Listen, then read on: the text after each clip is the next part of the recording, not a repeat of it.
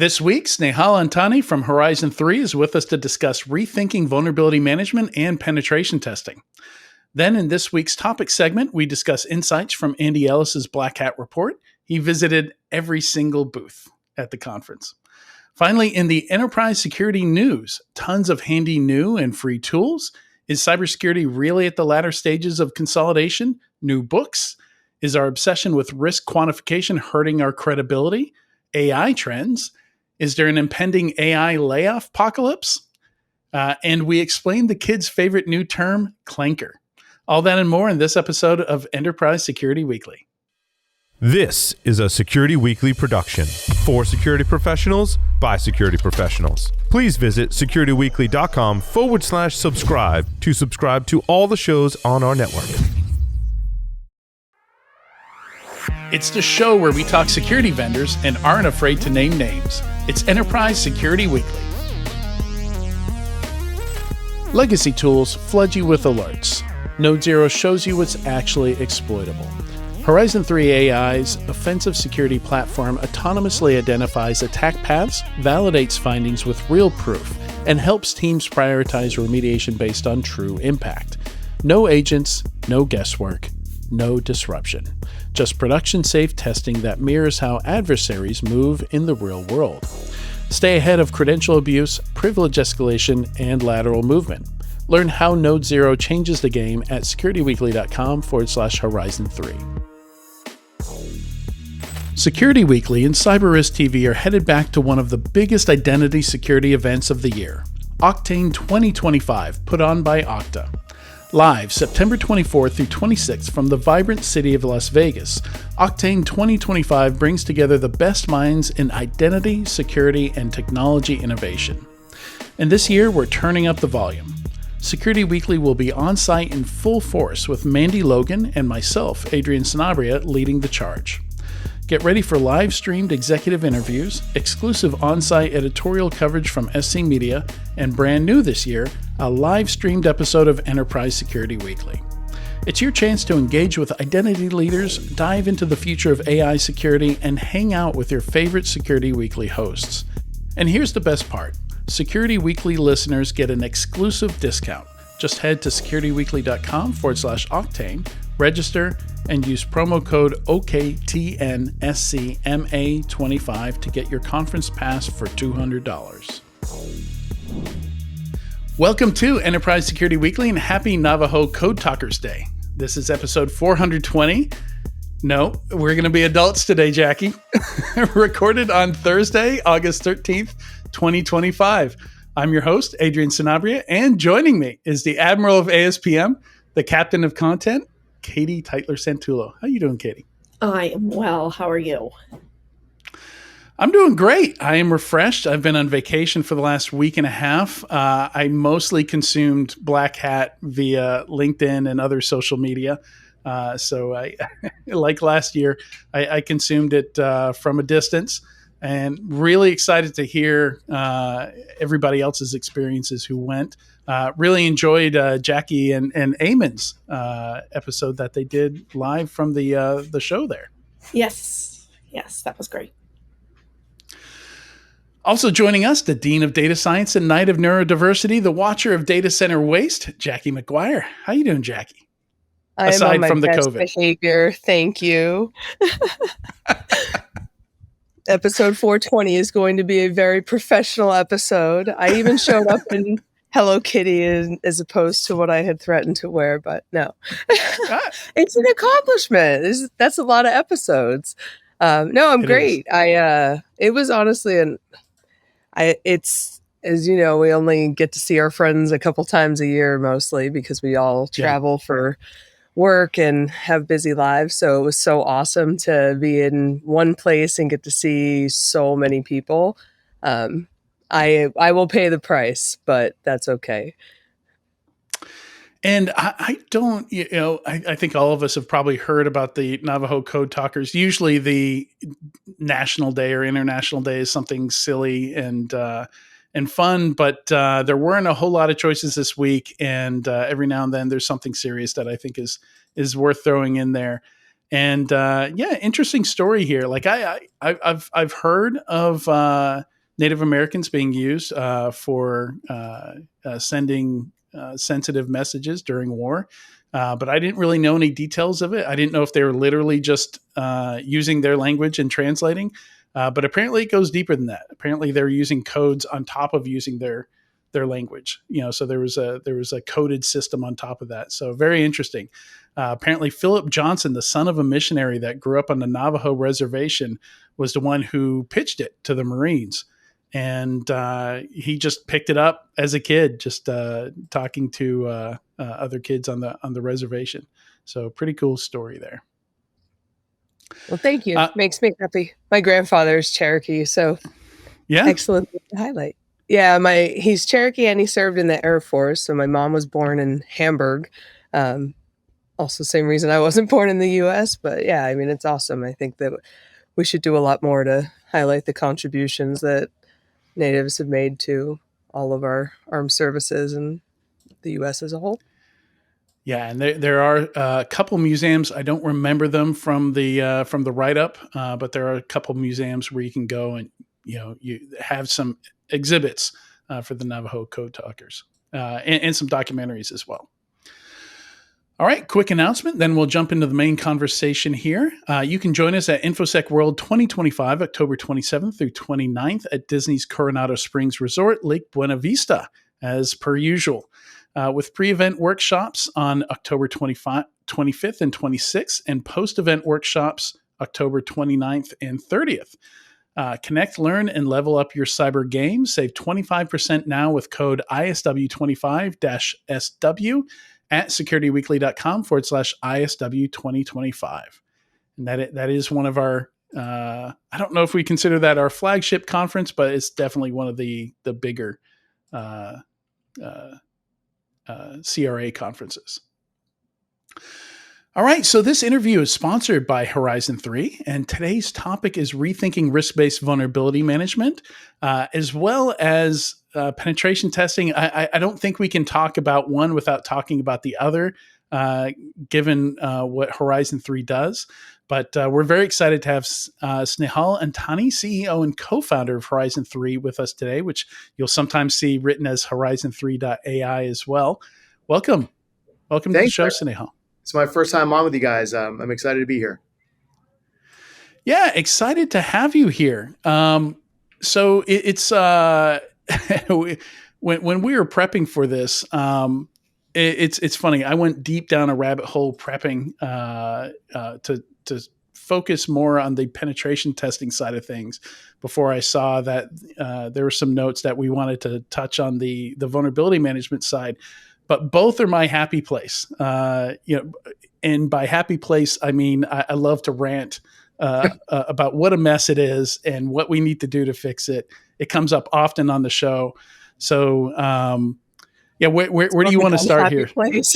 Yeah, so I'll get going. I'm excited to hear your reactions to these things. So, my background, I used to be a CIO at GE Capital, and then I went to be the CTO at Splunk, and then served in the military for a bit in special operations as a civilian, and then started Horizon 3. But when I was a CIO, the hardest part of my job was deciding what not to fix. What vulnerability should we fix? Yeah. What vulnerability should we not fix?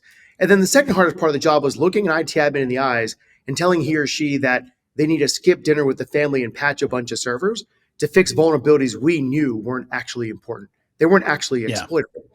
And we had burned a ton of money and labor or people into taking a vulnerability list, applying a bunch of math, and making it a slightly less crappy vulnerability list. And what I realized in my time was the only perspective in cybersecurity that actually matters is the attacker's perspective. Where are you actually exploitable? What are the tactics the attackers are likely to utilize?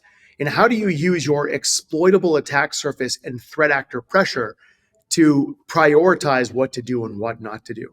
And the bottleneck at the time was that attacker's perspective. You had to hire pen test consultants to show up once a year, maybe once a quarter. You can only test a small slice of your environment. And what we're seeing with AI hackers and autonomous pen testing, which we kind of pioneered over the last 5 years, is the bottleneck of pen testing at scale is now mostly alleviated. And the new bottleneck is actually fixing stuff. There's just not enough capacity to remediate. And then if you extrapolate on that, now the next part is rebuilding all of these legacy processes that prioritize things completely differently. So I'll kind of pause there. I see a lot of nods. I mean, you guys have seen this in so many different ways. I'd love to hear your point of view. Yeah, I think it's a shift in thinking. I think that's the biggest thing here. And that was the thing. Like, I remember throughout my pen testing career, when I was pen testing full time, we started out including stuff that didn't matter in our reports. And then as we interacted with clients, we realized, like, we're lucky if they even open up the report and read the report, right? Like the lows, mediums, highs went away. We were only reporting criticals. Like I remember reporting stuff like, look, you've got 800 call center PCs running Windows XP. XP is end of support in less than half a year, and this hardware won't make it to Windows 7, right? So you need to buy 800 new machines between now and so we started reporting this kind of stuff where we're really looking at being more forward-looking with things, looking for the root cause. Why are there a bunch of vulnerabilities on this server but not these 34 servers, right? Like what's happened in the processes here that's caused that?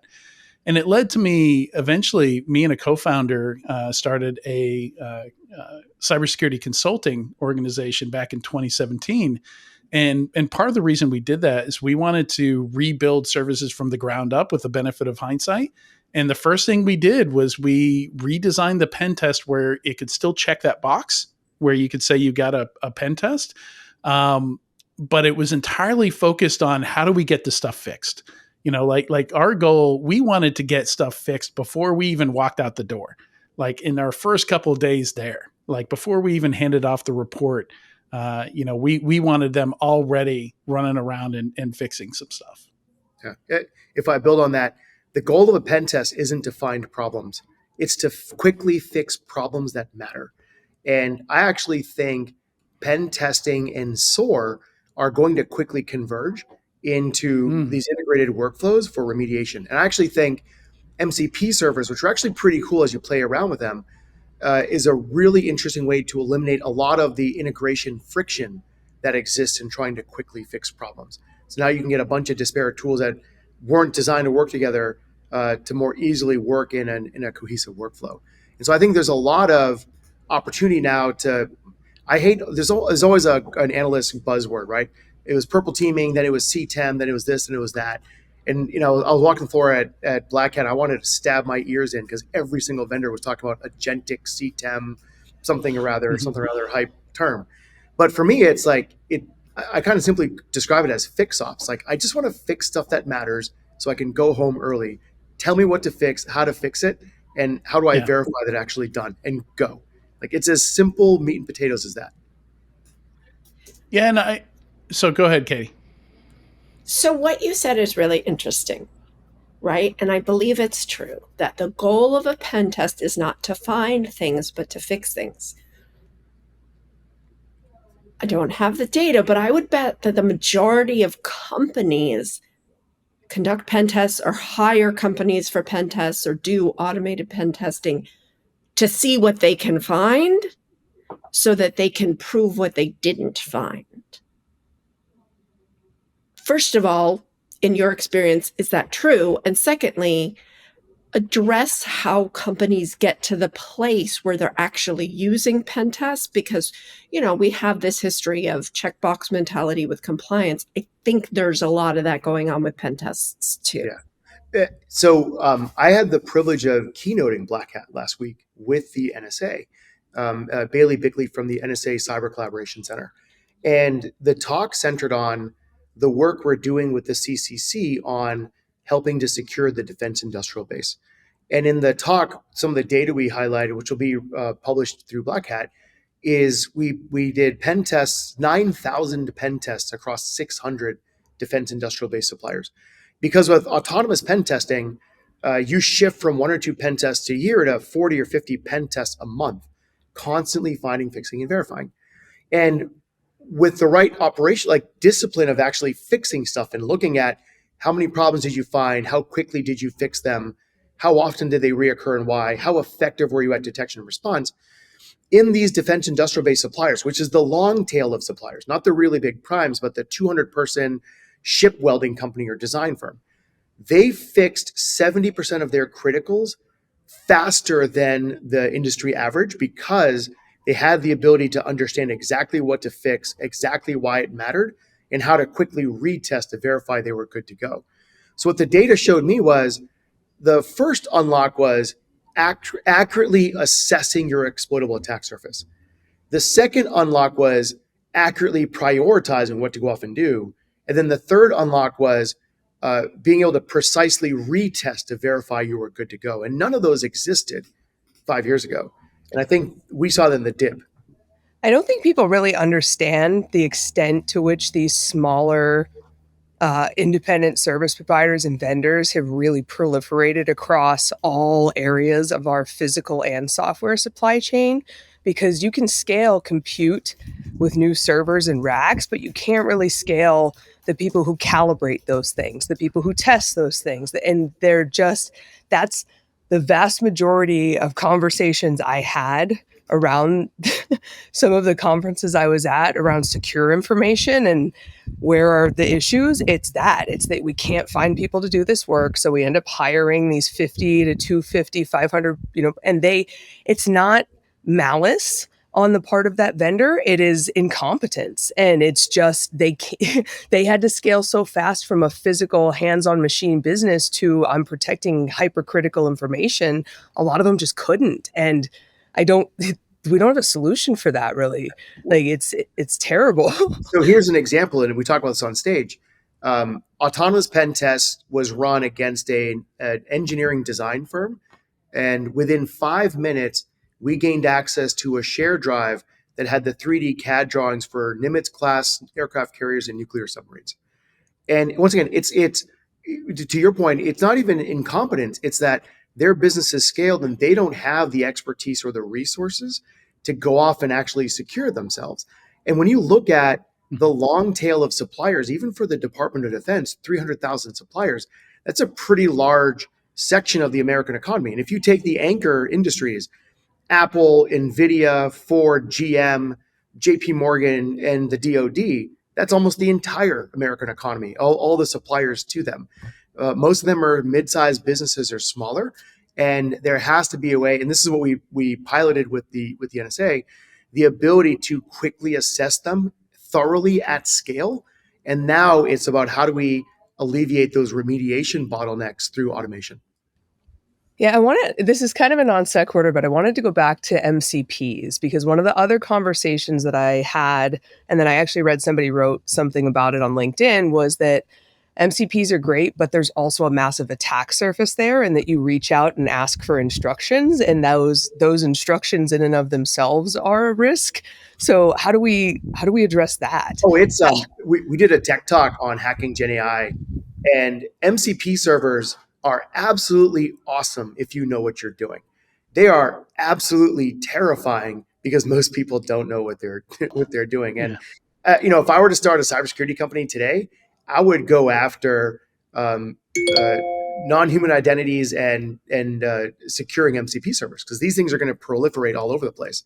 But what's really interesting about MCP servers, the way we did it at Horizon 3, is we use it as an extension of our GQL APIs. So we have a GQL server or GQL APIs. There's actually about 10,000 data points in our product, all exposed by APIs. We have an API token for them, and we use the API token and the MCP server to basically make those APIs much more accessible to Claude, to VS Code, to GPT or whatever to interact with our product.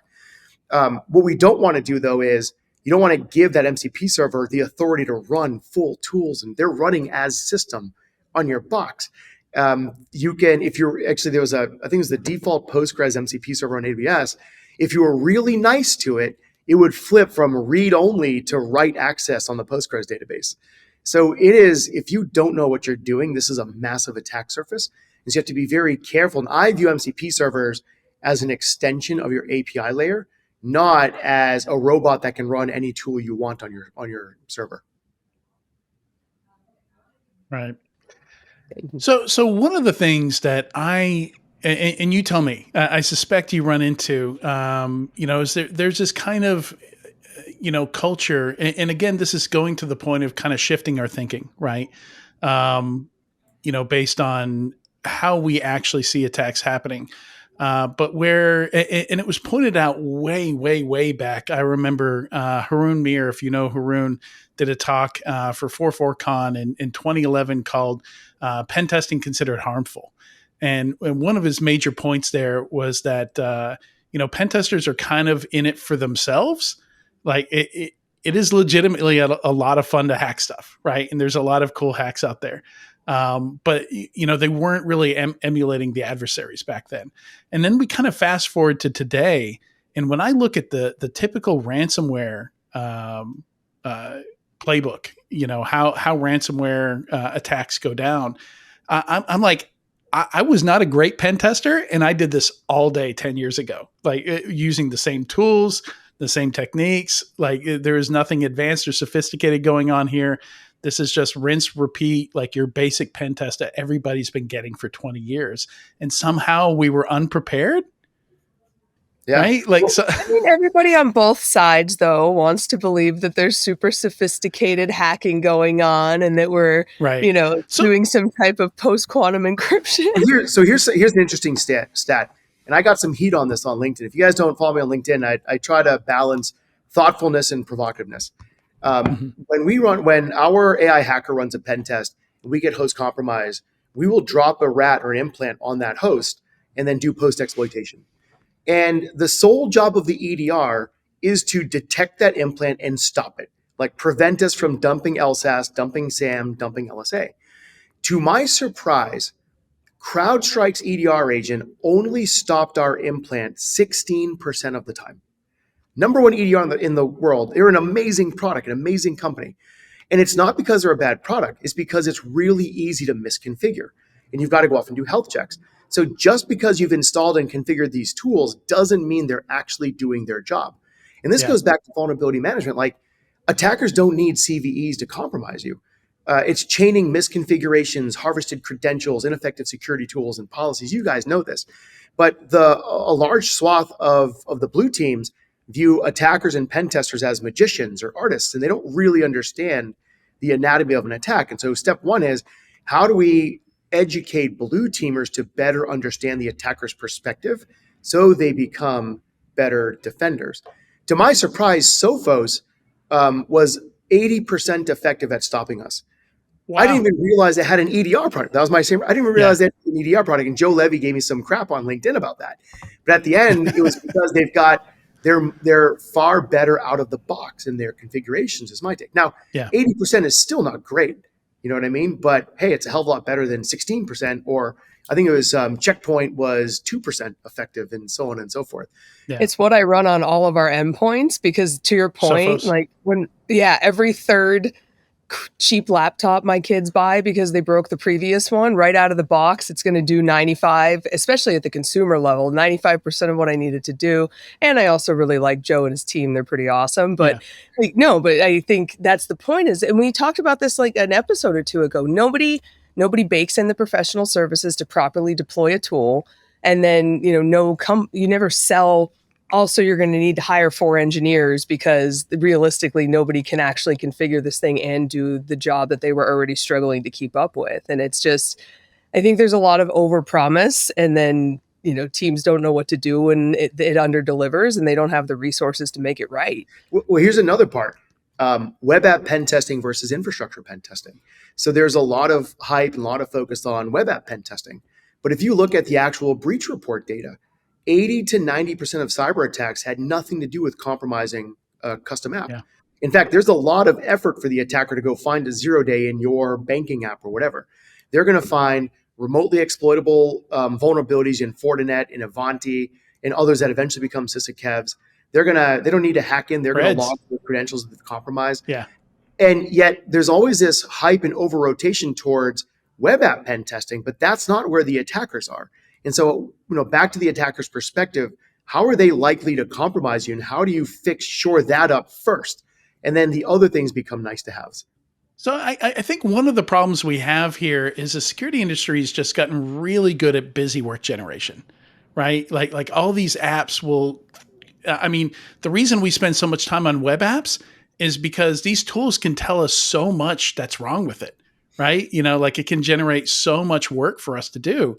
And we go to work and we fix some of the stuff and we log out and we go home and it feels like we're getting somewhere, right? Like it feels like we're going somewhere because we don't have that reality check of actually what they're going to do is they're going to, run an info stealer on your device at home. They're going to pull a credential that you used in a different account. They're going to use it to get into work Slack. They're going to call your help desk and pretend they're an employee and reset your MFA. Like you start looking at, that reality check, like here's how this actually goes down.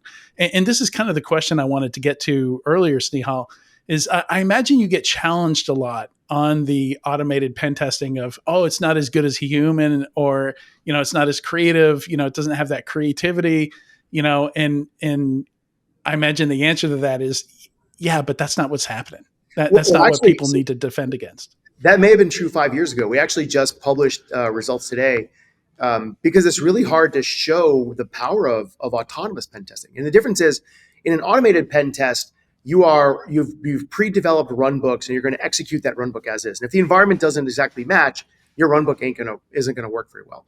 In autonomous pen testing, you know nothing about the environment. You've got to do recon, discovery, enumerate, fingerprint, and use that to determine the next best actions to achieve an objective like stealing data or compromising your domain. It's much more like a chess game. The opening moves might be the same and the closing moves might be the same, but the middle of the game is completely dynamic.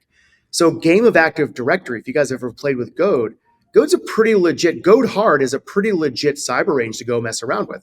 It's 3 different domains. You've got to reason over file content. You've got to pilfer credentials, abuse trust across trust relationships. And so we published data that showed Node 0 with no prior knowledge of the range fully compromised Goad in 14 minutes and 25 seconds. That is 50x faster than a human. A senior pen tester takes about 12 hours. And that's with, once again, no prior knowledge. Now, if you extrapolate on that, I can spin up 100,000 instances of pen tests right now. I basically have infinite capacity. And I can scale up to 250,000 hosts or more in a single test. So once again, even more infinite capacity. And so I'm the good guy, thankfully. But the bad guys can do the same thing. And so in 14 minutes, can you detect and stop as a SOC? Or at Black Hat, I show this data. We got domain admin compromised. The fastest was 77 seconds, which means if your SOC can't detect and respond and stop us in 76 seconds, it's game over. And we don't have a tools problem in cybersecurity. We have an effectiveness problem. You probably have the tools that you need. You're just not effective at detection and response. And the attackers are only getting faster. Well, and I think it's the volume and velocity. And like you can only defend against AI with AI, right? Because it's the only thing that's going to handle the volume and velocity. And there will always be like fringe humans doing weird stuff. And you will always need 1 or 2 weird humans in your organization trying to find that fringe weird stuff. But I think the point is that they would rather spend a lot more time on that stuff than the volume stuff. And that was one of the biggest themes I walked away from last week is there is a lot of, you can't defend against something without AI if they're using AI. And so just as a first line of defense. Yeah. In fact, I mean, if you're a human, I would imagine you want to work on stuff that'll put you on stage at DEF CON. Running responder and dancing on domain controllers is not fun as an attacker. Doing all the fringe stuff. And that's what humans are brilliant and gifted at doing. And it's that really obscure logic flaws in custom apps, or more interestingly, the long tail of OT and industrial control systems devices. That's where I think humans are going to really thrive. But comprehensive penetration testing of hybrid clouds, like that game has been solved by AI hackers. So let me switch the focus a little bit here. So we're talking about, the automated pen testing using AI, LLMs, machine learning, call it whatever you will. How much is So we have results, right? We do pen tests, we get results. It says, fix this, fix that. Where does probability come in, and how are we adjusting in this world where we're finally starting, I think, in cybersecurity to understand risk better? The rest of the business has always been really good with risk and probability. And in cybersecurity, for a long time, we had this very good or bad mentality, very exploitable, non-exploitable mentality. But it's really not about that.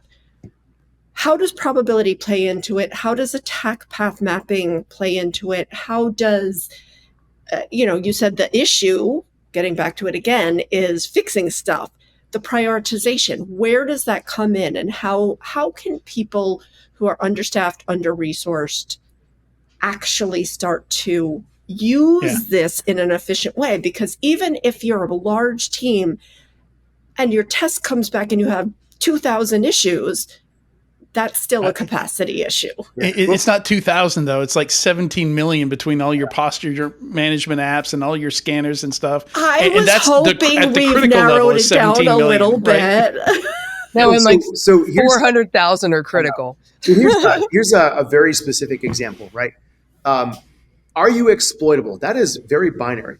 If you're exploitable, here's the command that was run, here's the output, and that's how we pop that JMX server. Done. And then what is the business impact?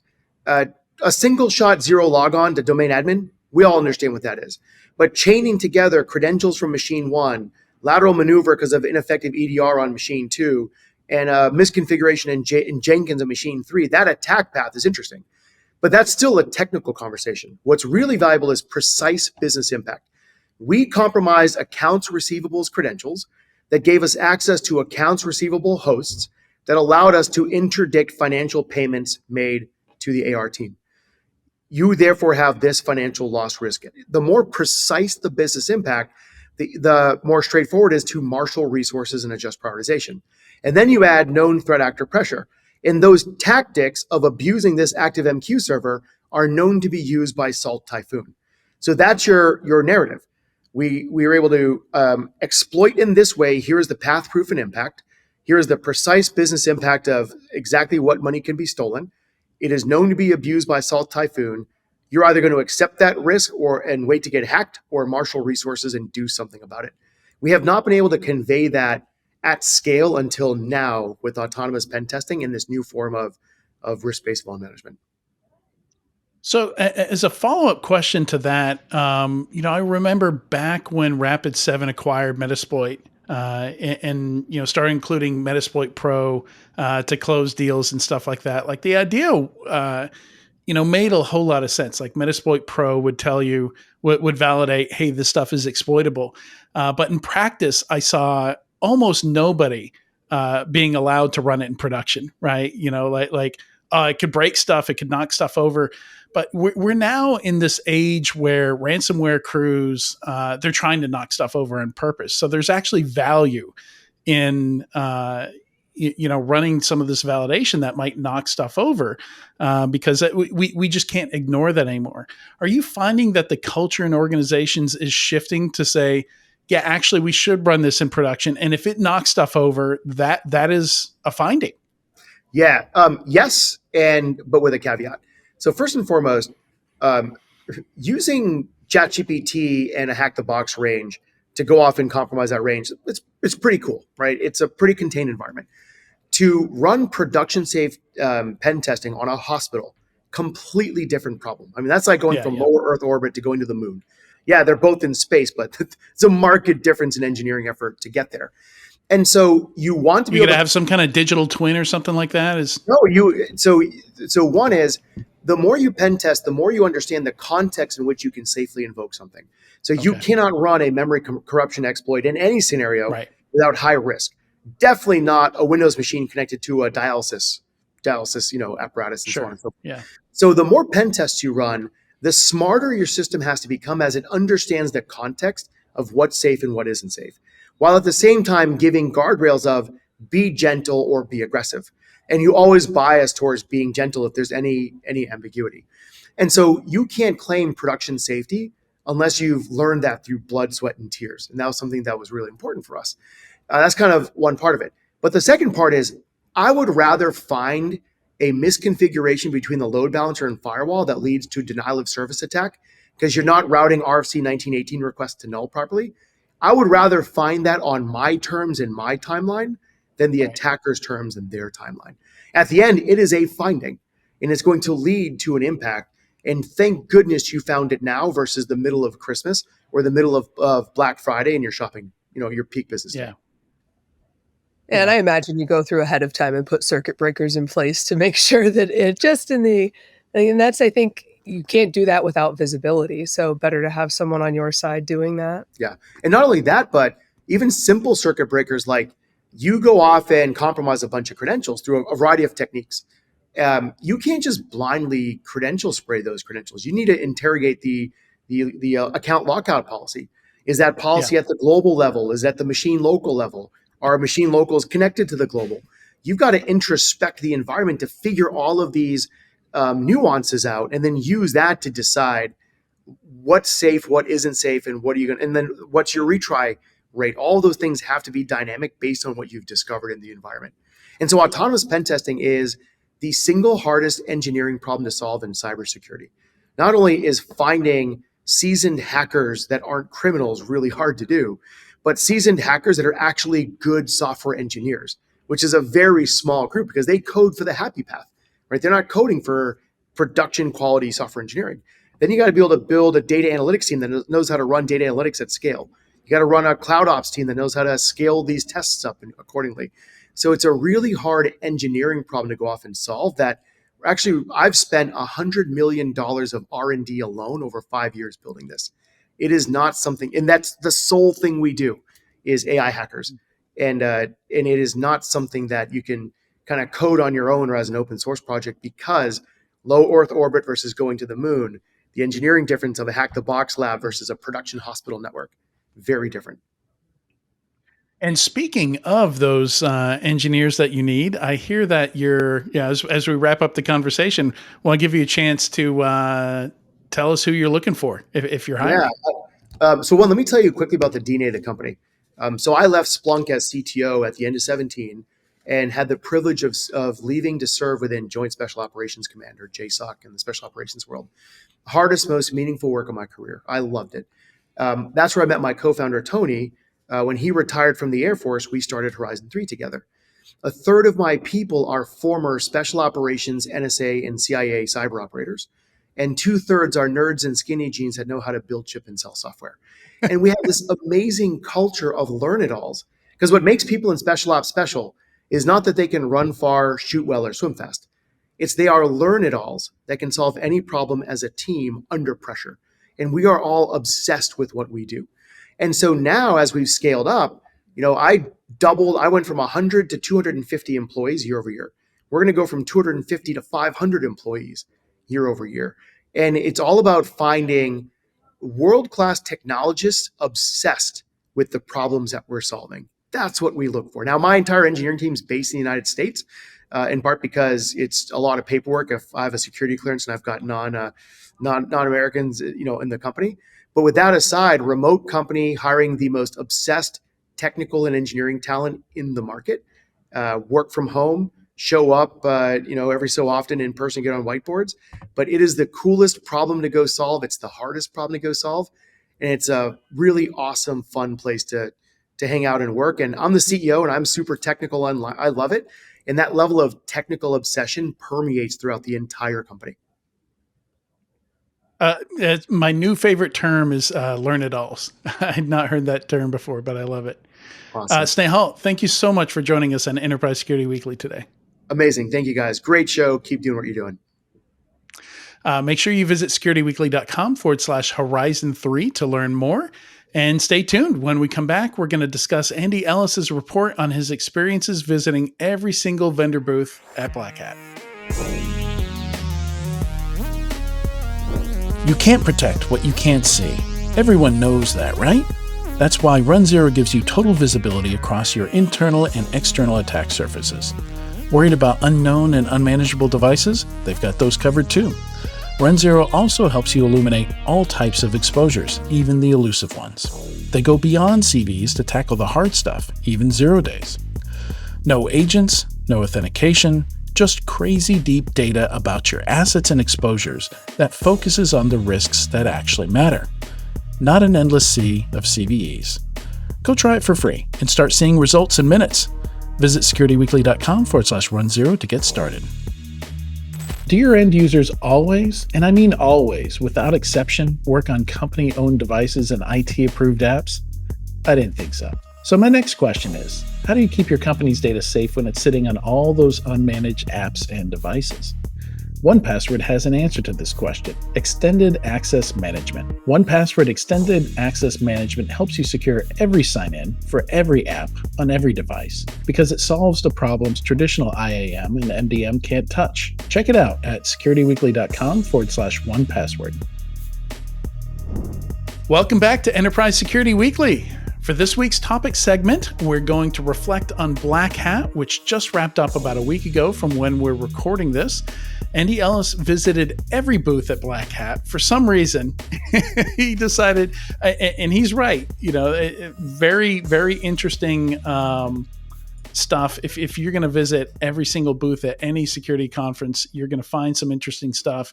But man, what a task to take on. What is the total? 359 booths he visited, and he just took a Kindle Scribe with him and made notes on each one. And really, the methodology was just kind of off the cuff, right?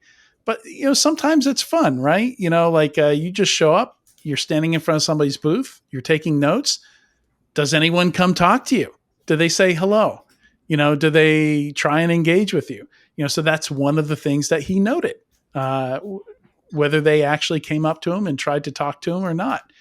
And, a lot of it is just the messaging, right? And we were just talking about this on the, I can't remember if we were doing it on the air or off the air, but, we were talking about how difficult sometimes it is to figure out messaging of some of these vendors. And all right, let's jump into it. So he noted that the bigger a booth was, the more likely they were to ignore him. And yeah. I have experienced the same thing myself when I was an analyst and I would go into large booths. I would either be ignored or the people that I would run into would know very, very little about the product that they were supposed to be representing. So I was like, which of us have worked a booth? Katie, you've worked a booth, right? Yeah. Jackie? Yep. Yeah. Eamon, I couldn't tell if your hand went up or not. I never worked a booth. No. Okay. Limited. Never worked for a vendor? No. Okay. Yeah. Not in that capacity. No. Nope. Yeah. What were you saying, Katie? Sorry, go ahead, Kitty. I was just my time there has been limited, but I've certainly been on the prep side of it. And I've spent a lot of time going to booths in the past. Do you have like booth envy? Do I have booth envy? Well, I wasn't there this year. Please don't. I wasn't there this year. It's been a long time since I've been actually to a big conference. I don't work in the event side.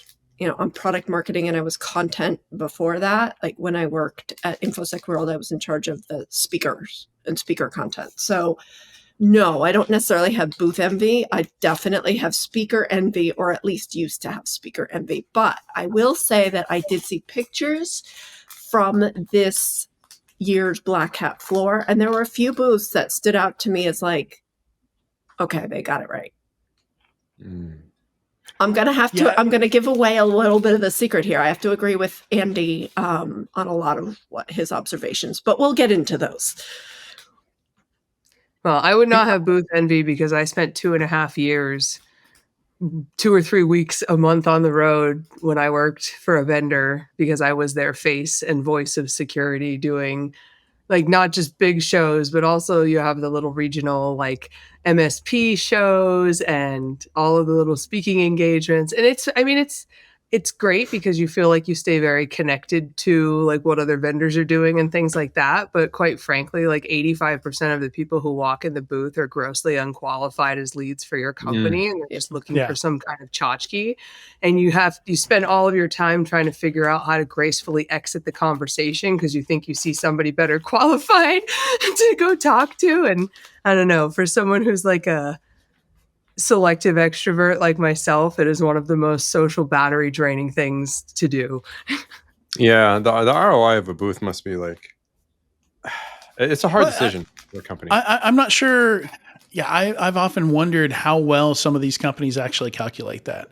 Because I actually my time working booths was with Thinkst, and Thinkst has a very specific approach where the main focus of their booth is to do demos of the product, and they refuse to scan your badge unless you really want to learn more about the product later. You really want to reconnect, and you're really interested in the product. Otherwise, they will give you all the free swag, but refuse to scan your badge because they don't want all that extra noise in their lead funnel, right? They're not looking for the most things. They're looking for the most useful things. I think that anybody in marketing, and hopefully anybody in an executive team at this point from a vendor, understands that the calculation is tenuous at best, and that the reason you're going there is not necessarily for hot qualified leads. Yet we're still chained to the past in that teams on site feel like they have to get the biggest number and report back because that looks better.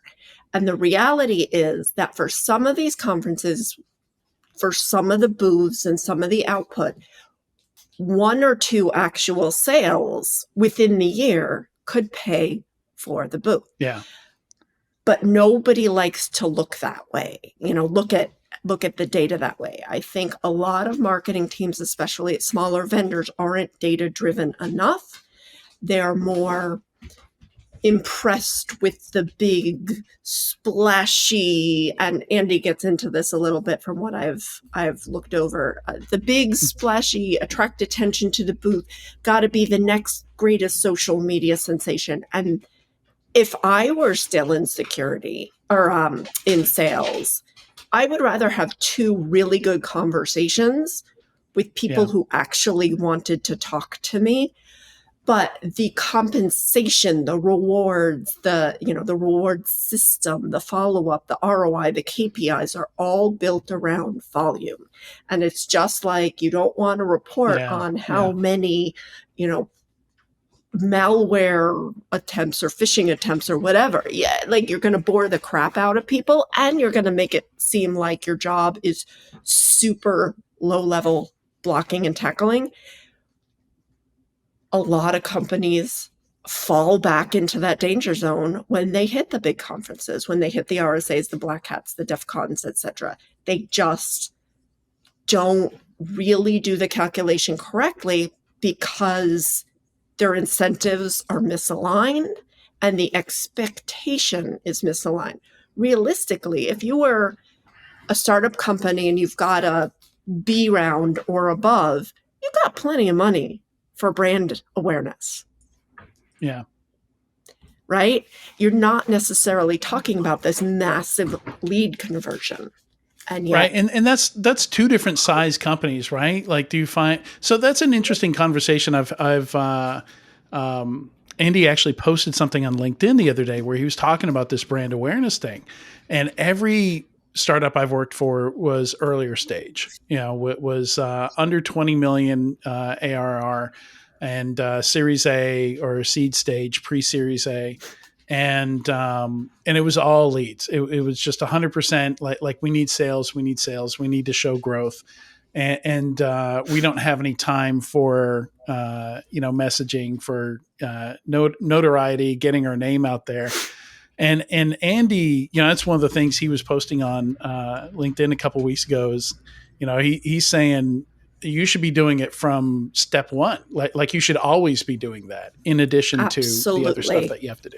I've never had this conversation with Andy, and I've worked at both a bigger startup in air quotes and startups.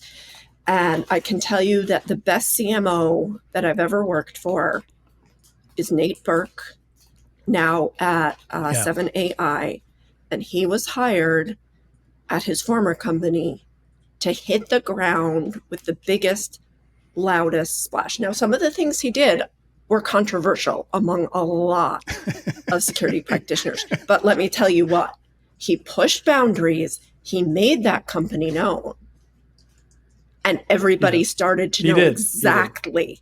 He was he had some crazy campaigns. He had some crazy campaigns. And like I said, there were a lot of people with a lot of different opinions of them.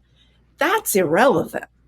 He got that company to a point where they could compete without having to go through all that. Who are you? What do you do? Yeah.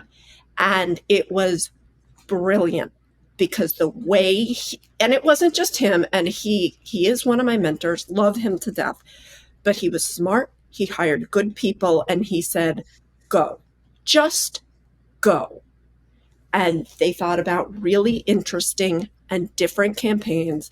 Their booth was one of those booths on the floor, black and white, crisp, clean, no BS about it.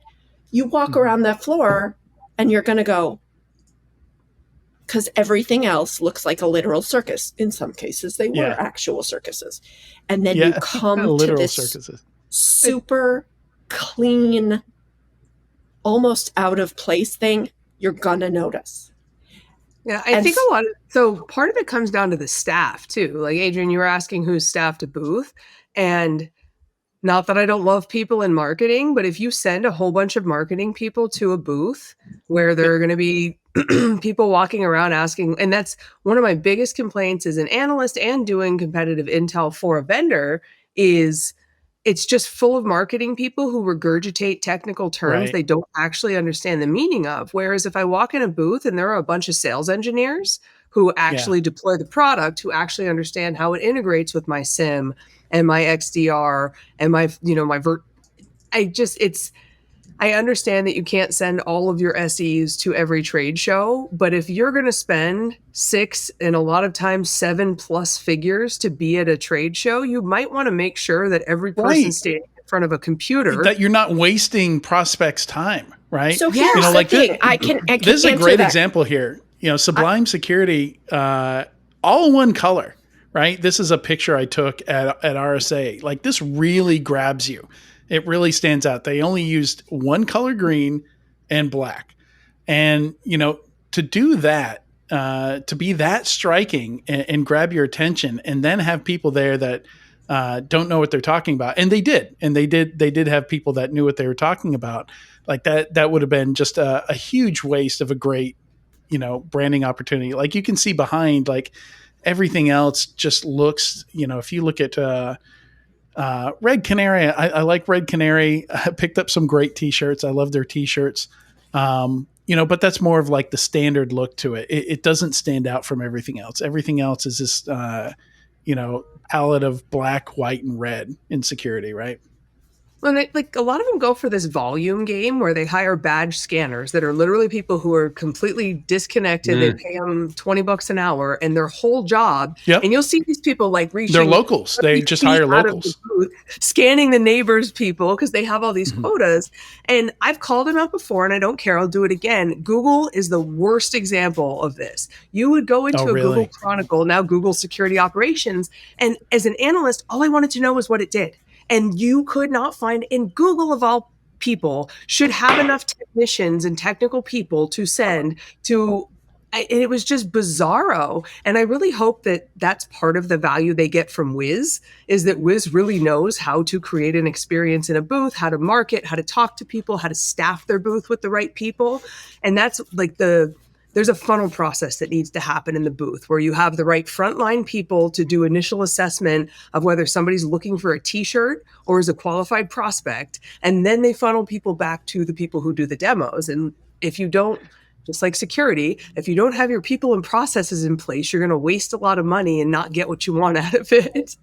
So I can also answer that question from a marketing point of view, because who arranges the events? The marketing team, right? Theoretically, it is for the sales team. So we want to convert. We want to get prospects. We want to convert. But what you said a few minutes ago, Jackie, is you have selected or selective extroversion. But who doesn't have selective extroversion? Who has an abundance, generally, of extroversion? Marketing people. They actually like humans. I don't get it. I am not in that group. Not that I don't like you guys, but you know what I mean. It's hard. It's hard to stand there and talk and smile all day. My face literally hurts. My feet hurt. And I'm thinking, just please let me go back to the room. But marketing people in general don't have any problem. They can talk to people and they look like they're fun and they're exciting. Now, even if that's not the persona, even if that's not the draw, the mindset's backwards. It's how many people can we get back to the booth? How many people can we scan at the booth? How many people can we get to look at our demo? And so the reason they have the wrong people is because you get grumblings from people like SEs who don't necessarily want to be there, or the product team, unless they're talking. And the salespeople, it's really about the SDRs, but they often don't have the technical experience, expertise, depth. If you hired SEs who aren't people, you definitely screwed up. And that's how I ended up in marketing, is that I'm a people person. But like, your sales engineers should be the selective extrovert technical people. So that's a big hiring gap if you have SEs that can't talk to people. Like, it's not that they can't talk to people. Sales, but like, have to have technical people who can talk to people. They'd just rather be doing demos all day and talking. They don't want to be bombarded. Yeah. Well, that's what I say. You have a front line of people who are the filter. Then, like, your marketing staff should know enough to be able to filter. But then you have to have technical people, at least 2 or 3 of them in your booth to catch the legitimate leads. Because I'll take your name and number and we'll follow up with a spam email is not generally the way you make the most of a lead when it's hot. So Eamon, you were going to say something. Oh no, I was just saying, like, yeah, when I walk around, first of all, I like to go to the smaller booths around the edges, because working with startups, I have a lower budget, and I like working with the startups. They're kind of like scrappier, and they're you actually sometimes see the CEO or the founder, and they'll working with startups, you can get product features and stuff built out, and you see a demo right away. But yeah, it's as a practitioner, what I want to see walking around, like it's like a mess. It's like just a sea of, just a glaze of vendors, and I want to know, what is that vendor doing, what problems is solving before I even approach it. Maybe we should talk about the booth observations. I like the few things that he had listed there, and like the bold is banal, and other categories.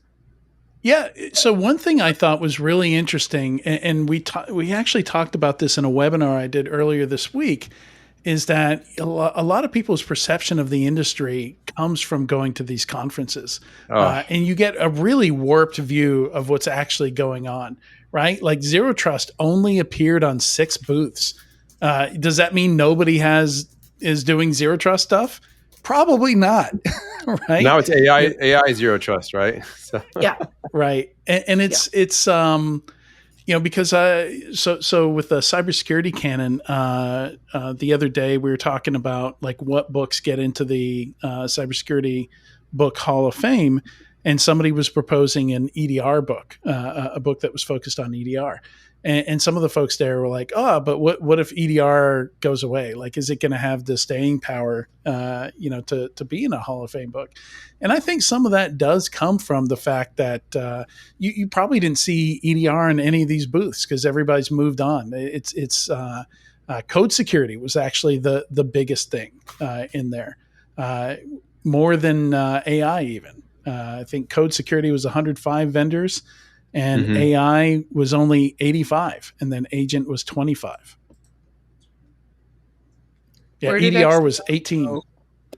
I thought XDR was going to be like the enhancement to EDR and all the other DRs that was going to solve all the world's problems 3 years ago. Before it was XDR is just a SIM for detection and response. I've always been under the impression it was a marketing term, not really like a technology. No, XDR was a strategy.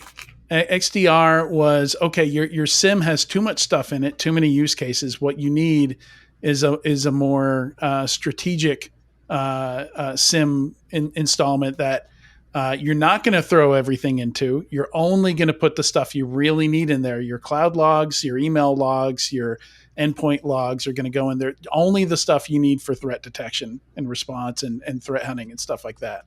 And by slimming it down and focusing on just a single use case, that was the goal of XDR. And also one of the other goals, so I was actually doing product tests on XDR a number of years back. So I dove into a whole bunch of products. And one of the other big things was everybody doesn't have a detection engineer.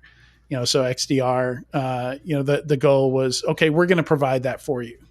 So you don't have to worry about, we were just talking about that in our previous conversation. CrowdStrike missing, only catching Horizon 3 Node 0 like 20% of the time. And a lot of it's just the configuration, right? So that was supposed to be one of the XDR promises as well, as we'll do the detection engineering for you.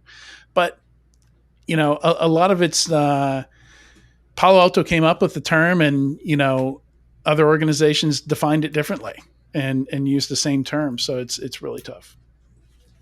What were some of the other things you saw, Eamon? Oh, in the report? I love, one of the things that's, he hit it right in the head is vendors who most senior buyers tend to discount the superlative taglines. And that is so true. Like if I see someone saying, we are the only, or we're the best, or 100%. The number one. I just pass by. I'm like, all right, that's just BS. So I like in the Pacific Northwest, it's always fun when they're qualified, right? We're number one in the Pacific Northwest. Sure. Yeah. Now you've gone from saying you're the best to saying you're the best in a small town. Like that. Was not better than saying nothing.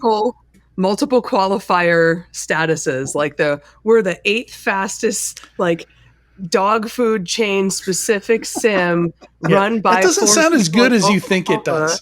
To reach $5 million in revenue in 43 months.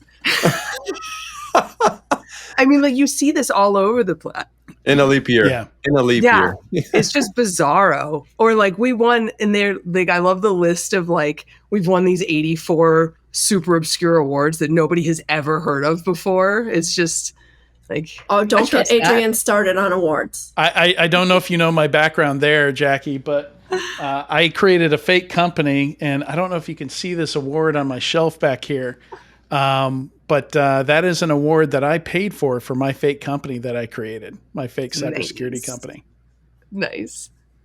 And didn't you do a keynote on it, on paying for awards at some point? Yeah. The security products we deserve. Yeah, was the name of that. Let me see how much I can zoom in here on this award. I guess the TLDR here is that if you're a vendor, you probably want to go read this report, because the chances that you're actually doing a good job in your booth are fairly low. And even if you are, you could probably still take some things away from this to do better. And also maybe tell all of your employees, regardless of who you are, that if they see somebody with a pencil and a pad of paper, they should instantly be suspicious. It was not as bad as I thought it would be, honestly. He only notes 11 vendors focus more on the theme of their booth than their messaging. Yes, but he doesn't say who, so he leaves us hanging. 16 vendors had no useful visible messaging. I'm surprised it was that low. But then he says 55 had unclear messaging. So a total of 71 companies out of the 359 really missed a mark where they just left you scratching your head. And honestly, I would have thought it would. I think maybe 5 years ago it might have been higher. So it would be interesting if we had data to compare this to over time. It'd be a lot of fun if he does this year after year, because then we'll be able to see if, as an industry, we're getting any better or not. Yeah, and I'm surprised there's only like 10 GRC vendors and 6 SaaS security. Is that just consolidation, or am I just? Is it because it's Black Hat? I wonder how much of this is. I would bet the GRC is. I would bet the SaaS is because those have been lumped into other categories. That's what I have a feeling for that one. But the GRC, that's maybe GRC's now become a component of other stuff. Like, I don't know. Most GRC is kind of standalone, right? So third-party risk management, he sets out separate from GRC. I think you could argue for lumping those together. So maybe it's because there's more categories for things that at one point in time we would have lumped into GRC. Yeah, and in OT ICS only 4 vendors. Like, that's such a important area of security. And I imagine a lot of government folks go to Black Hat Vegas. So yeah, Black Hat is not a representative conference in terms of kind of other conference. Like if you compare it to an RSA or one of the other larger security conferences, just the composition of companies, I think, is different, and it's always an interesting one in terms of like which executives go and things like that. Yeah. Would you think RSA is a more better representation of the industry? I think so, and I'm not sure why that is, but I don't know if it's I think it's probably a better time of year. It's not August in Las Vegas, and a lot of people's kids back to school week, and so it's an interesting one, and I think that they're heading in the right direction, and they're starting to incorporate more of the elements that some of the other conferences that have a more representative, because it started as mostly trainings, and RSA does too, but Black Hat significantly more, and especially with DEF CON on the other side. I just think the mix of people you get from companies is a little bit different. So there are some companies that choose not to be there, just like there are at RSA as well. But I don't think it's a representative mix. Interesting. I used to grab this every year. So for RSA and Black Hat, oftentimes if you went to the Expo page, you could grab just a single JSON blob that would be the entire list of sponsors and like their phone number, their tagline, their description. Like you basically pull the database right off the website. And when I was an industry analyst, I used to do that. And I used to put together a blog post every year where I kind of dive into some of the stats and things like that. So it would be, maybe I should go back to doing that now that I'm blogging again. And even if I'm not there, just analyzing, there's a lot of interesting stuff you can talk about just from the categories that are there, and how they're describing themselves, stuff like that. Yeah, and I would like to see the trending data. All right, that's all we have time for this week's topic segment. We're going to jump to the news, so stick around and we'll be right back. Imagine a world where every threat, ransomware, supply chain attacks, zero-day exploits is stopped before it can even begin. ThreatLocker makes that world a reality with a zero-trust approach to cybersecurity. By giving you granular control and every executable in your environment, ThreatLocker protects your business around the clock. No more guessing, no more gaps. Just rock-solid protection that keeps your operations running smoothly and your data secure. Discover how ThreatLocker's least privilege approach can safeguard your organization against known and unknown threats. Take the first step towards total peace of mind by visiting securityweekly.com/ThreatLocker today. This episode is sponsored by Fastly, the application security leader and edge cloud platform behind many top digital experiences. Fastly helps organizations deliver and secure online experiences for their end users through a modern, developer-friendly approach to security. With their next-gen WAF, bot management, and DDoS protections, teams have the tools they need to ensure their applications and APIs perform at their best without sacrificing speed or reliability. Discover how Fastly transforms security into an enabler for digital innovation at securityweekly.com/Fastly. Welcome back to Enterprise Security Weekly. Now for the Enterprise Security Weekly news. You can check out securityweekly.com/ESW420 if you want to follow along as we go through the news or for links to the articles we're covering. Also, note I did put together some news stories last week, and we didn't use those, but there were some interesting items in there. So you can go check out securityweekly.com/ESW419 if you want to check out some of those.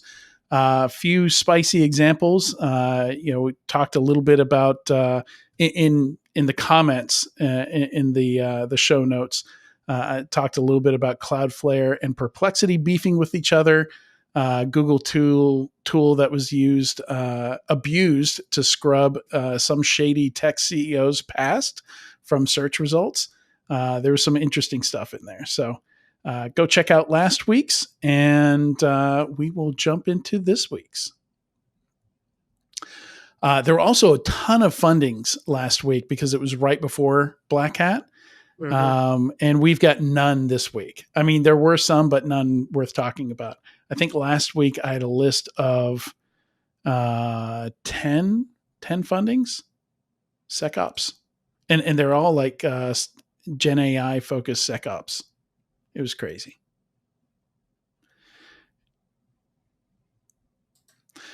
I guess that's not entirely surprising given the state of the market, but yeah. And actually, Andy called that out in his write-up. He said AI is the new hotness. The AI Security Operations Center appears to be the hot space with 18 vendors laying claim to the market. So he's saying 18 vendors that were there at Black Hat. But I think there's way more than 18 vendors. I think it's at least 3 dozen that I think I have on my list. Next year is going to be a lot more. Yeah. And he was, I'm not sure if he's joking or not, but there's something in there about we'll see if the AI CISO is the next big thing at RSA next year or the year after next year. And straight from the vCISO to the AI CISO. Seriously. All right. So there's some new books. New book came out, a practical handbook for managing vendor third-party supply chain threats in every organization, mastering third-party risk. My good friends Gary Hayslip and Matt Stamper were 2 of the 5 authors. And I think this is published on their imprint. They basically have their own publishing company they have for these, and they put out a lot of these kind of CISO focused books over the years. Nice. There's an interesting. Was this an essay or just a LinkedIn post? From Ross Hollylook saying every industry goes through 4 stages of consolidation, and cybersecurity is now at stage 3. And I'm on the fence about this because I'm not sure that we're an industry in the traditional sense because we are so hard tied to everything else.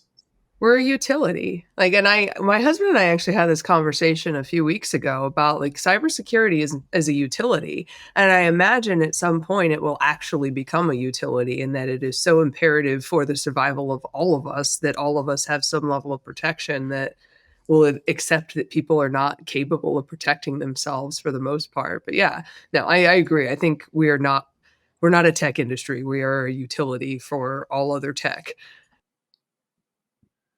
Right, we're a mix of products, services, technologies, strategies, processes.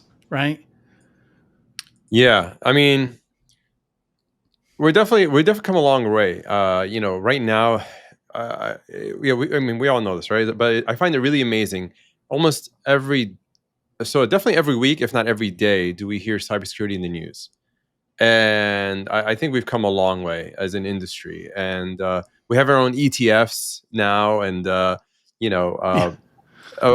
there's a part of the companies trying to become cybersecurity, like Splunk, right? It never started off as a cybersecurity company, and now they're trying to brand themselves as cybersecurity. Mm-hmm. So Cribble, Yeah. So I think it's mostly data companies. It does seem that are right. the ones that tend to move over. Yeah. So there's like there's a pure ones, and then like the ones that are hopping on the bandwagon, and but like, yeah, I think it's becoming forefront, which is good for all of us. Even in when people are creating agents like code review agents, they're adding security now, as like, hey, review your code review. So I don't know. I think it's an interesting hot take. It's kind of like I'm curious to see where we go. Yeah, and I'm like I said, I'm on the fence. Like I don't feel like I can strongly, like, we can look at hindsight, but security I don't think has been around long enough to really see more than just a couple cycles that we've gone through. I mean, certainly there's consolidation. So I actually I did some big write-ups when I was an industry analyst over what I called the first and second big endpoint security consolidations.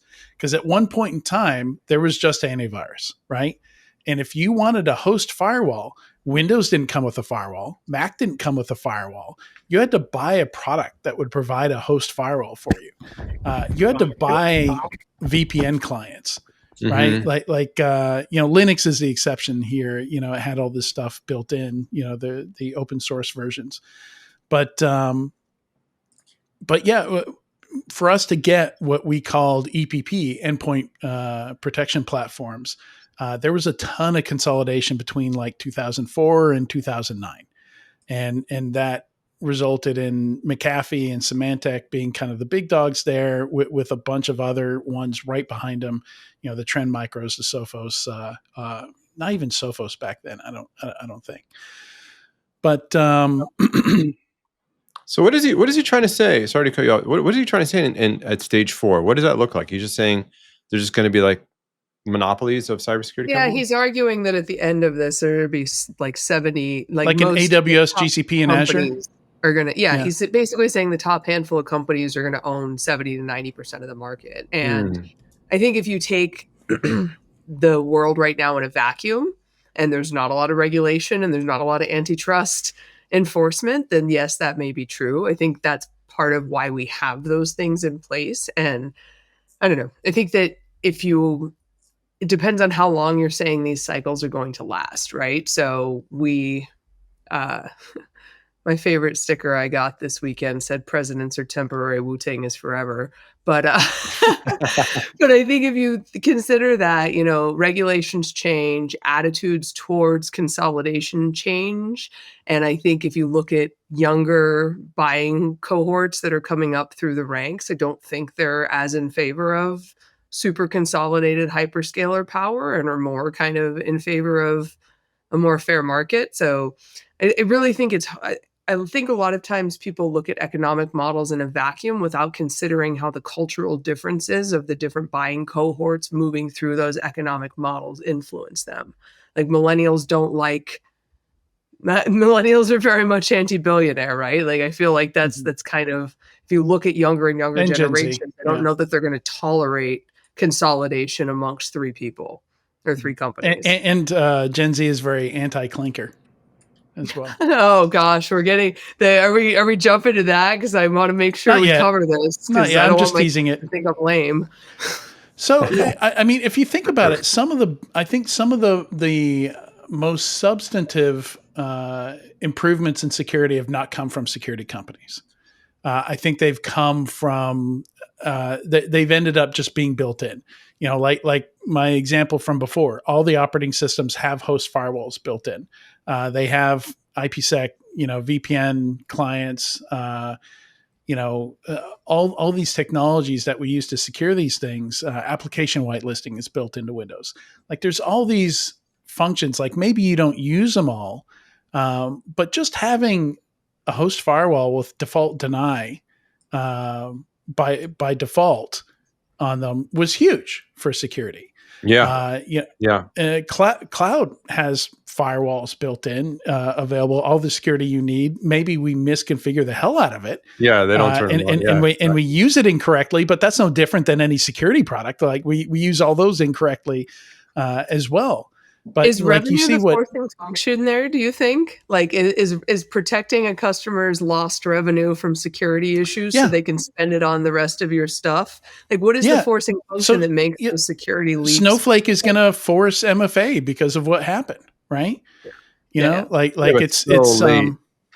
Oh, enough stuff breaks that you put in auto fixes. I think honestly, this is what I was thinking. Actually, there's a comment that reflects this as well. I think with the industry changing so much, the tech industry changing so much, I think we might actually go skip to stage 1 all over again, or stage 2. Like, I don't know if we're gonna have time to reach stage 4.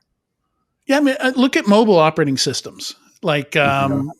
you know, it is not a common thing for your phone to get hacked, for your phone to get malware on it, because we were hyper aware of malware when these platforms were first designed, right? Mm-hmm. You know, so they built them to be sandboxed and segmented, almost to the point where it's kind of a pain in the ass to use them, right? Like an iOS, you know, different applications can't share data. There's certain things that you can't do on the platform, period, because you don't get kernel level access, you don't get cross application access, and but it's you know, just Windows. Like I think one of the biggest things for consumer security is Microsoft just started automatically patching Windows and rebooting it without asking for your permission by default, Yeah. because they did a really good job of saving your tabs, saving your work, you know, so that after it rebooted, you might not even realize that it patched and rebooted stuff. But at some point, they just decided, you know what? It's worth the risk for you to maybe lose your part of a word. vegetables. Yeah. We're Yeah. just going to do it. And they pulled that trigger. And I haven't heard anybody really bitch about it all that much. I don't know if people go and disable that, but it doesn't really affect me. Like every now and then I come down to the studio to do a podcast, and I know to give myself an extra 10 minutes in case it has rebooted without my knowledge and everything needs to start up again. I need to open stuff and rearrange my windows. Yeah, I think with phones, although there was kind of a leap in ubiquity with phones and, you know, everybody had them in their hands, I think it was a slower ramp than personal devices in the enterprise. And then people got shoved off that cliff during COVID, right? Because we couldn't scale up enough enterprise laptops to send to people for all of the remote work that had to be done. So I also wonder how often, and I think to Eamon's point, security follows other innovation peaks in troughs, right? And generally they're coming one on top of the other. So right as the things we're securing in cloud start to be automated and unnecessary and we've shifted left, then there's AI. And once we've done with AI, we'll have post-quantum encryption. And once we're done with post-quantum encryption, we'll have something else. And so I think there'll always be something generally are else. more riding one wave after another. I don't know that you can even call security an industry because it's not. It's like 5 different industries that rapidly change. I mean, if you look at any new businesses that are pretty much SaaS first, cloud first, they don't really own any security products. Like maybe it's an MDM, you know, or an EDR or something like that. And that's pretty much it. You know, for the devices that they bought for their employees, you need something to manage that stuff. But everything else that you're using has the security features built in that you need for the most part. Am I crazy here, Eamon? No, that's exactly right. Everybody, you know, the question I get most often from people outside, or even like young founders or whatever, like, oh, what tools do you like to buy, or what stack, or whatever. I'm like, listen, man, my approach is live off the land. Like there is like literally when I walk into a place, Google Workspace has really good security controls to start off with. AWS, GCP, all the clouds have really good security built in, right? Some things you have to pay for, but I'd rather them have an increased same bill than buy a new vendor, right? Right. And have like have that extra overhead. And less likely get approved. Yeah, all you have to get right in the cloud is identity, right? Is identity and privileged access management. As long as you don't have a bunch of crap that's overprivileged in the cloud, it's very difficult to do anything that's got any kind of blast radius. Stop exposing management interfaces to the internet and stop S3 giving buckets. people and stop Yeah. giving people admin when they don't need it. I Yeah. don't care how bad your executive needs access to that thing this weekend. That's the first thing I look for when I walk into a company. I look for all the accounts. I see what's been provisioned inadequately or deprovisioned inadequately or whatever it may be, or too much access. And right then I could just tell the maturity of the company, just Yeah. how they're doing and what to expect. So yeah, for sure. So interesting that there are some tools that help with some of this visibility, some of this stuff that we're talking about. So I guess like most of this other stuff we're talking about, that's really when you get into like these bigger, more complex environments. Enterprises that are large and have been around for a long time. And I'm looking at number 3, these Bloodhound extensions from SpectreOps, where your Snowflake is so complex you need something like Snowhound. Or even like I didn't even know 1Password could get complex enough that you need something to map it out for you and Right. build a graph of it. Git for sure. Like I could see Yeah. the value in GitHound here. And for each of these, if you go to the the GitHub page for it, they have a nice visual example of what that graph might look like for different things. But yeah, even these tools are free. Like there's Snowhound. I a mean, lot of really useful yeah. free stuff out there. Snowflake is super complex. I've worked Is with it? Snowflake. Oh my God. It's give me a headache. Look, I mean, it's good that you have such good IAM permissions, or like you can control everything. But of course, most people just turn on like, default or three things. Yeah. I think the granularity of Snowflake is what makes it overwhelming for people. And that's always who I think of when I'm like, I don't care how much your executive needs to access that thing, because a lot of the times that I hear about it, it is a Snowflake. And it's not because the tools aren't there. It's because the out of the box doesn't give you like, hey, high, medium, low, extreme, and Yeah. it's more like, which of these 84 switches do you want to flip? And you need to, yeah. So I wasn't going to say Snowflake specifically, but yeah, there has to be a happy medium between capability and usability. This is where wizards can come in really nice. Like, okay, go ahead and there's some good things. Sure, you could be enterprise software and charge $1 million for a 1-year contract. Just throw in a wizard. Like, come on. Like, okay, I'm okay with giving your users wizards and like, oh, do you want to create a power user or read only user? Here you go. Da, da, da, da, da. Like, Clippy. yeah, seriously. That should be legally mandated. Like every product should be required to have Seriously. some type of like assistant that at least tells you what stuff does. I know. Yeah. I mean, it's amazing to me. Like sometimes like I go through, I do this analysis of different, what was the one example there was like a Firebase, was it the McDonald's hiring situation, where, was that it?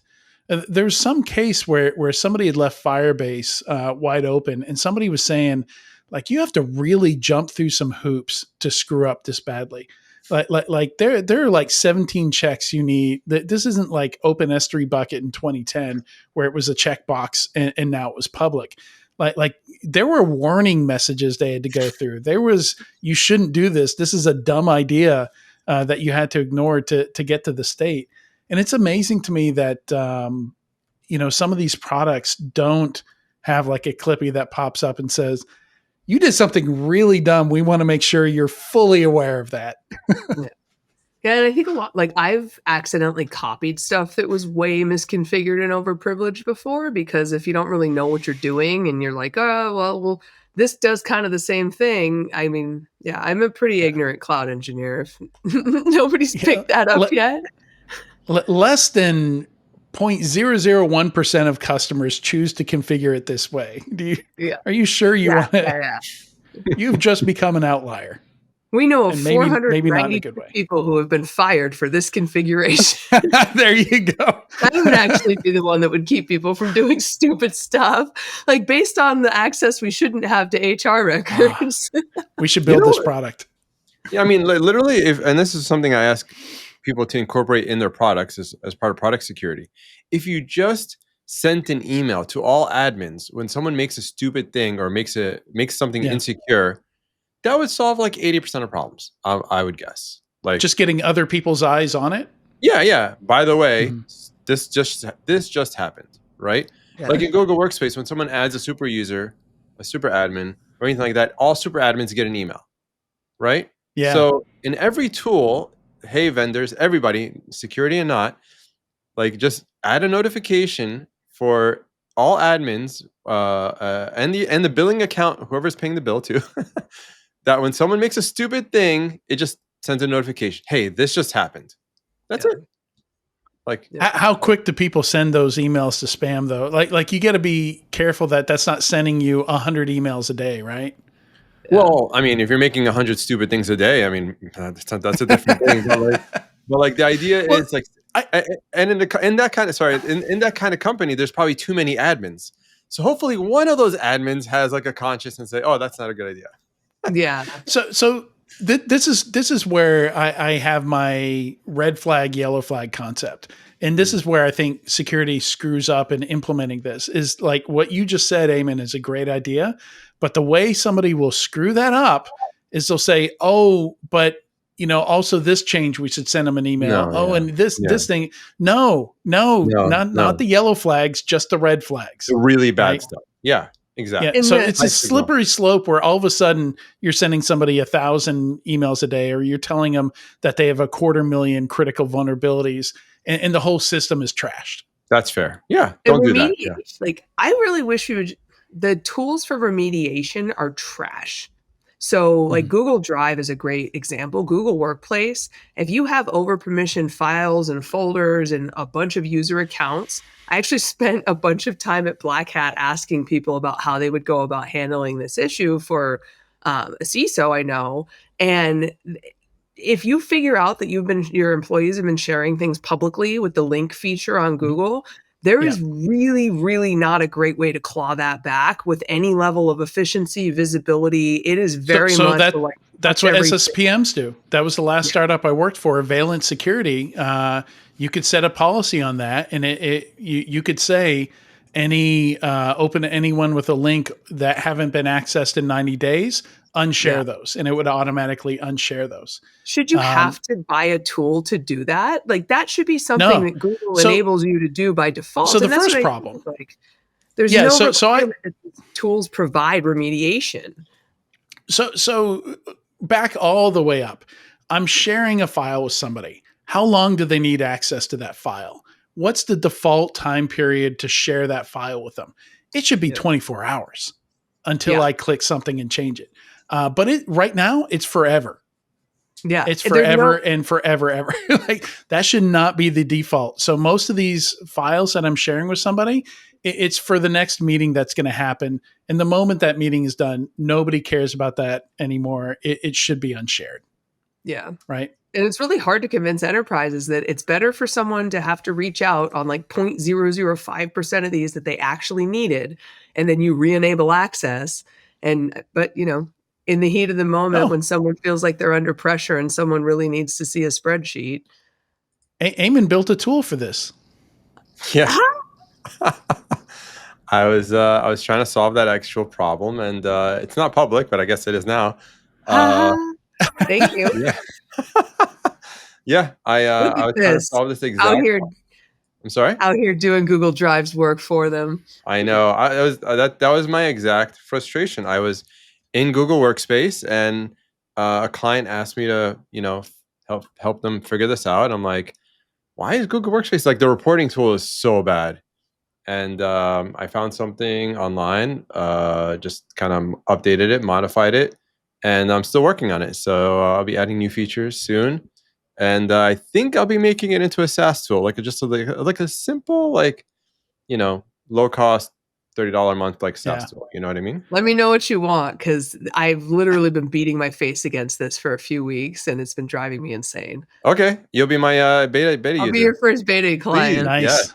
Yes, that's awesome. So I actually wrote a report on this, when I was at Valence, and the data that we got from this. I think it was 92% of shares in enterprises, or it might have been even higher than that. It might have been upper 90%, had not been accessed in over 90 days. And that represented millions at most of our early customers. That was millions of files shared to And anyone. how much are they with a paying link. to store them? It's interesting. Loom is another tool. Like you have to pay. You have to go to the enterprise tier just to unshare. Everybody has public. So bad. Everybody has public shares of their demos that they send out, and in order to reel that back, you have to go to the enterprise tier. Otherwise, you have no way to security roll back. tax. Yeah, so bad. That's like Gemini with their workplace histories. Right now, they're just holding our feet to the fire because you can't delete them at all. And I assume eventually they're going to roll out some next level tier of Gemini that actually enables you to delete workplace prompts, because you can't, if you go into workplace and you've paid for Gemini in workplace, you cannot remove chats. You cannot do it. Wow. Yeah, at all. There's not even a way to archive them so they're Yeah. not clogging it up. It's so obnoxious. Wow. And I assume that this means that at some point there's going to be a next tier of Gemini where you can pay to have control over those. But that just seems like such a security issue. And I don't know if they did it for GRC purposes, because they don't know if, like, they're with cloud regulations and data retention regulations, they can't be sure which workplaces are required to retain things. But I think it's just a lack of maturity. Like it's just not. They're not. Because they were late to the game. So just like you can do it in the personal version, and I'm under no illusion that when I delete them in the personal version, they stop using that data. Yeah. But at least I don't have to look at them. Yeah, no, I verified this too, because I have both a workspace version and a personal version, and sure enough, the delete button is just missing from the workspace version. Wow. And it's it there looks in the like consumer. the over under on what that delete button's going to cost a month per user. That's insane. I'm going $3. So more free tools in here, I think, is a really cool. Reality Defender launched. We were just talking about how do you get name recognition, brand recognition. Well, they are allowing people to use their deepfake detection for free. I think it's like a certain number of times you can use it per month, but still pretty cool. Yeah, 50 detections per month in the free tier. So it's a public developer API and SDK, and there's not a whole lot of companies doing deepfake detection or deepfake security. I think my list is like less than half a dozen companies doing this, like maybe 3 or 4. And Reality Defender is probably the most mature of those. I'll have to check these out. I've been sleeping since Sunday, so. Yeah, I know. That's why I'm in my Hawaiian shirt. I'm kind of like off this week. Like, yeah, this is the most work I've done right now. Yeah. Yeah, same. Yeah, I was. I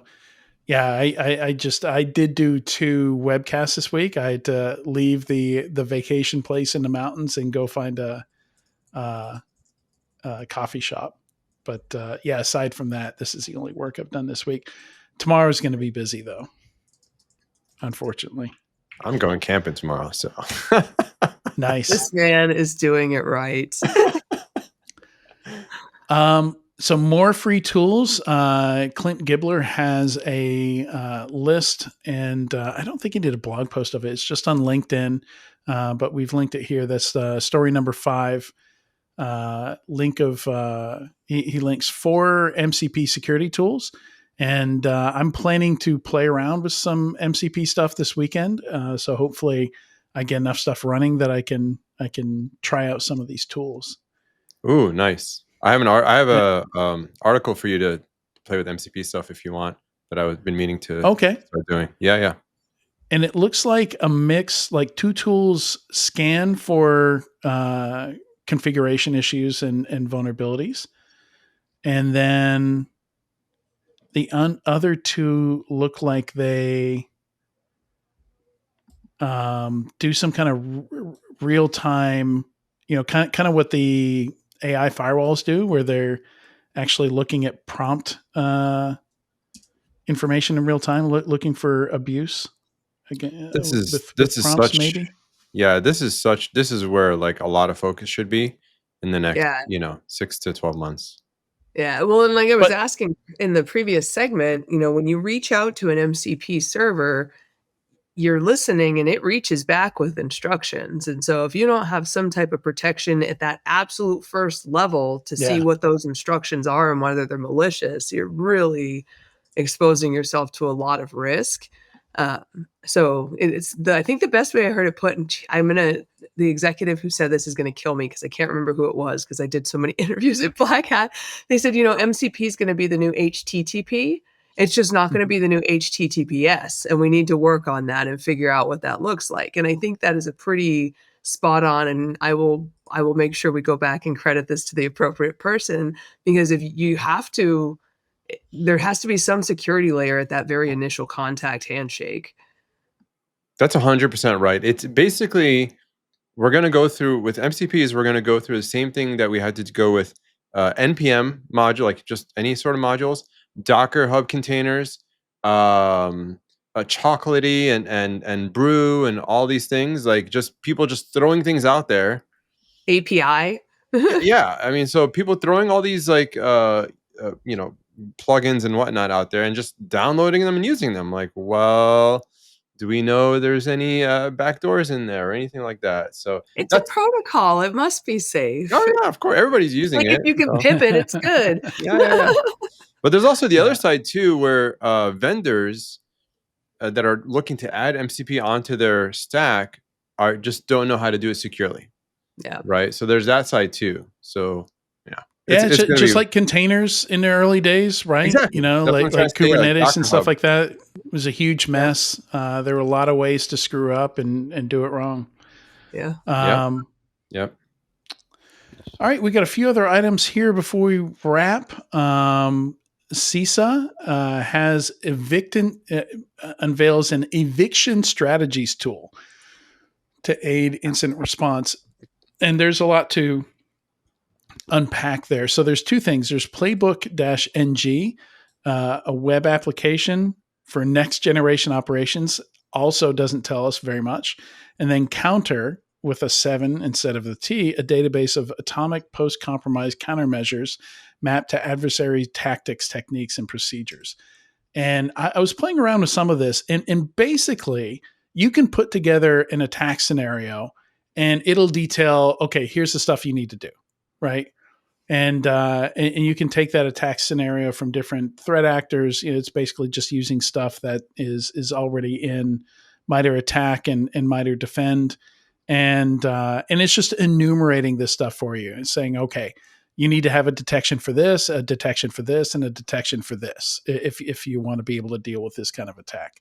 So it's not very well worded here or described, but it actually looks like a really useful tool. Like if you're going to do a tabletop or something like that, this would be amazing.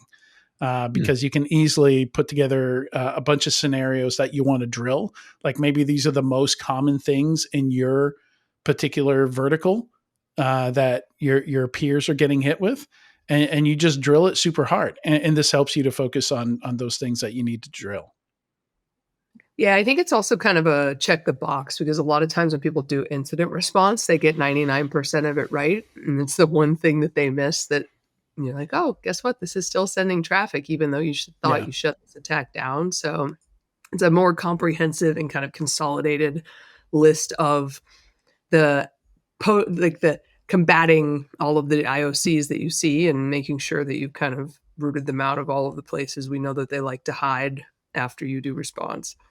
Yeah, it's awesome. I love this is a better way to handle things than hoping that the incident response companies people are hiring are doing the right thing. And even if something happens to CISA, this is on GitHub. Yeah, you can grab the web app tool, you can download it, and you can run it wherever you want to run it. So this is something that you can run locally. You can grab all this from the CISA's GitHub page. Yeah, this is cool. I'm gonna check this out. Run it in a Docker container. All right, just gonna speed run the next few things here. We don't have time to dive in deep here. There is another LinkedIn post here from Ross Young, just kind of talking about some security leaders, just spending too much time trying to quantify risk, trying to math it all together, and to the point to where the numbers you come out with just don't really mean anything. Trying to throw a number on every risk, right? There's whole products just for this. Like the one I'm trying to think of escapes me, but you have to write code for it to work, but it pulls in all your risk, all your vulnerabilities, everything from your pen tests, and you can give everything a score and basically come up with numbers. And at the end of the day, I'm not sure it means a whole lot. And then 2 stories on AI trends here. I hadn't seen this because I don't use Gemini a whole lot, but apparently Gemini sometimes is down on itself and is like self-deprecating. Is like, I'm Google was worthless. a You child shouldn't of even. the late 90s. Google has some emotional stability problems. It was born with .com kids. Gemini has an emo mode that it slips into, apparently. We all do. Come on. Does that make it more human? And then GPT-5, I'm still using. It's really interesting with that link that you sent me, Eamon. It took it 10 minutes to work through that. Yeah. So I'm finding GPT-5 is taking a long time on things. I haven't. I've only used it for a few prompts so far, so I don't have any hard thoughts on it. But it definitely works differently from some of the other ones. It's really interesting. Maybe we want to talk about it in a future show once we have some more time to spend with it. Mm-hmm. But my favorite innovation with generative AI and with ChatGPT-5 is they're starting to train it to say, I don't know. Oh, instead of just making stuff up. Wow. That'd be good. That's great. Yeah, it is great. There's an essay from Daniel Miesler here where he's worried about mass layoffs because AI is going to take everybody's jobs. I'm on Marcus Hutchinson's side of this whole debate that he's got going on that's going back and forth. I think he's he's only looking at certain things, and there's a bunch of other factors that you have to ignore for any of this to make sense. And I've got a whole blog post I'm putting together that's kind of a rebuttal of this. So I'm going to we were all in the same room and nobody threw hands, so I assume that's nice. I'm gonna join the fray on this one and throw my thoughts out there. Eamon, you want to talk about this CyberArk and HashiCorp flaws before we jump to the squirrel story? Yeah, I mean, it's a combination of a bunch of different CVEs, and I've been trying to wrap my head around it. But it seems like it's taken advantage of a couple different vulnerabilities. Long story short, an attacker can, I mean, CyberArk is I guess you could call it an identity company, and then Vault has all your secrets. And so you compromise those, and now you're getting, or I guess they're compromising IAM Authenticator and CyberArk Secrets Manager. So I'm trying to wrap my head around it to see where is the point of entry, but it's pretty bad. Where basically an attacker can get access to your secrets from now. I don't know if they could get access to raw secrets or impersonate secrets. I still have to walk through the they're impersonating a policy template and elevate token privileges. So not good at the end of the day. Yeah, there was a few researchers that spoke at DEF CON, somewhat similar tactics were able to breach 100% of the zero trust identity. I'll send you the paper. We'll talk about it next week. Oh, but yeah, this is, I have a feeling we have more of these to come. Ooh. Yeah, these can be really difficult to grok. Sometimes I spend hours on, so this is a report that came out of a security company, Israeli security company, Cyata. an identity security firm, and 14 vulnerabilities, collectively called Vault Fault.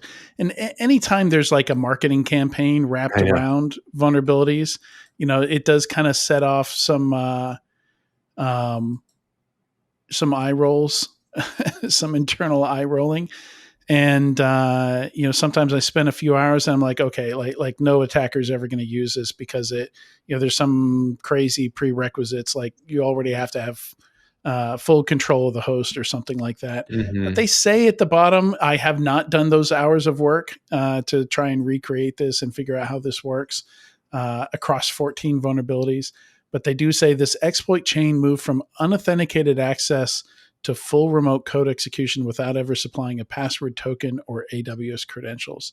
So I guess we should assume this is pretty bad if you're using HashiCorp Vault or CyberArk Secrets Manager. I think the takeaway from this Conjure is open source is also a component here. Yeah. It's an interesting takeaway. Like now that we know this, and from what Jackie's saying, there's other exploits happening.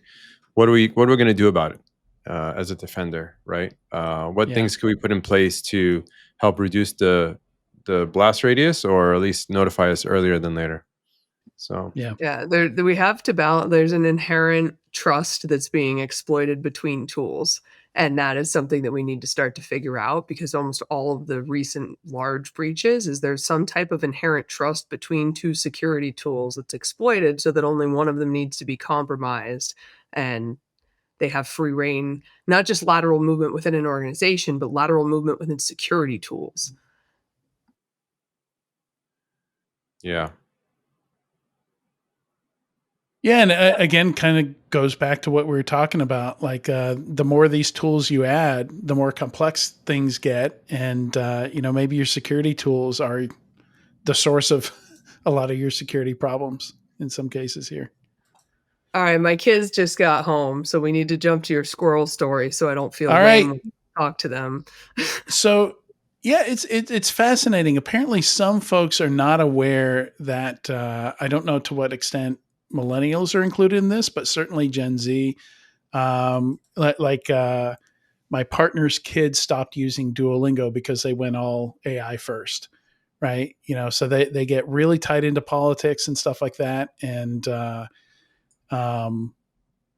replacing workers and jobs with AI, that kind of thing is just really, they find that really gross. I think is how they would describe it. So yeah, Clanker is now a slang term that they're using as a slur against anything that's automated, robotic, generative AI, all that kind of stuff. So apparently it comes from old Star Wars video games. that's the etymology of the term. But yeah, it's I'm not sure it's something I'd would have predicted. I'm at the very end of Gen X, and me and my partner have noted that we're in this kind of weird position where we had to use dial-up and we had to use DOS, and like we had to be really technical, and younger generations don't have to, but also our parents didn't have to. So we're in this weird, and I think all of us are somewhere in this weird generation that had to really understand how things worked at a low level. And so we kind of embrace a lot of this stuff, whereas older generations and younger generations feel differently.